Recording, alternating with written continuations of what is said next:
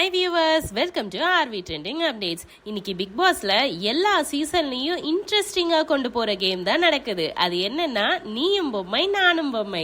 அது எப்படி பண்றாங்கன்னா, எல்லாரும் ரேஸ் ஓடுற மாதிரி ஓடி வந்து டால் பெட்ல இருக்கிற டாலை ஒண்ணு எடுத்து அதுக்கு பக்கத்திலேயே இருக்க டால் ஹவுஸ்ல நிறைய ஸ்லாட்ஸ் இருக்கு. அந்த ஸ்லாட்ல அவங்க பொம்மையை கொண்டு போய் வைக்கலாம். இப்போ அந்த பொம்மையில எல்லாத்துலயும் ஒருத்தங்க பேரு எழுதி இருக்கும். யார் பேர் போட்ட பொம்மை அதுக்குள்ள போய் வைக்கலையோ அவங்க அந்த கேம்ல இருந்து அவுட். பிக் பாஸ் ரெடியானு கேட்டதும் ஸ்டார்ட் பண்றாங்க கேம். எல்லா கண்டஸ்டன்ட்டும் புயல் வேகத்துல ஓடுறாங்க.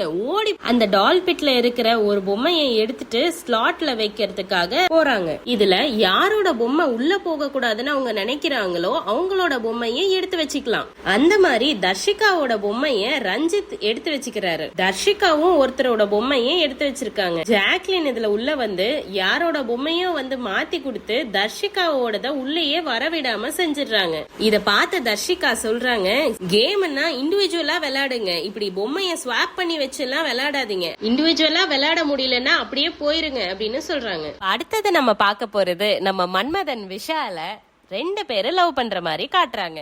ஒன்னு தர்ஷிகா, இன்னொன்னு அன்ஷிதான்னு சொல்றாங்க. சம்பந்தமே இல்லாம ஏன் அன்ஷிதாவை உள்ள எடுக்கிறாங்கன்னு தெரியல. தர்ஷிகாவும் விஷாலும் பேசுறதுதான் டெய்லி கண்டென்ட்டா காட்டுறாங்க.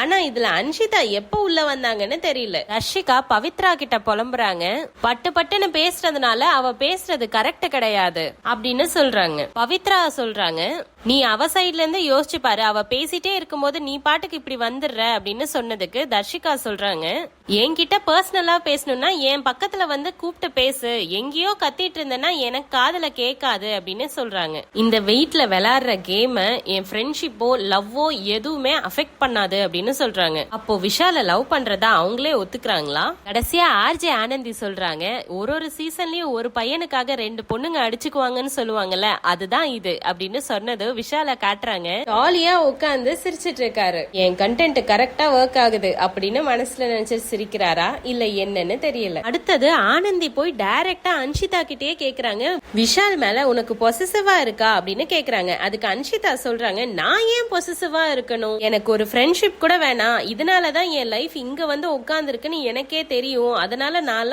எதுவுமே பண்ண மாட்டேன் அப்படின்னு சொல்றாங்க. ஆனந்தி சொல்றாங்க, அவளுக்கு ரொம்ப பிடிச்சிருக்கு அன்ஷி, அவளால ஸ்டாப் பண்ண முடியல அப்படின்னு சொல்றாங்க. அன்ஷிதா உடனே எமோஷனல் ஆகி அழுகுறாங்க. என்ன சொல்றாங்கன்னா, எனக்கு இது தேவையில்லாத விஷயம், இங்க வீட்ல இருக்க யாரு மேலயும் எனக்கு லவ்ன்றது இல்லவே இல்ல அப்படின்னு சொல்றாங்க. பவித்ரா கடைசியா சொல்றாங்க, நீங்க ரெண்டு பேருமே பேசி இத முடிச்சிருங்க, இல்லன்னா பப்ளிக்ல எல்லாருமே பேசுற மாதிரி இருக்கும் அப்படின்னு சொல்றாங்க. இனிமே என்ன நடக்க போகுதுன்னு வெயிட் பண்ணி பார்க்கலாம். இந்த மாதிரி எக்ஸ்க்ளூசிவ் அப்டேட்ஸ் உங்களுக்கு தெரிஞ்சுக்கணும்னா எங்க சேனலை சப்ஸ்கிரைப் பண்ணுங்க. தேங்க்யூ.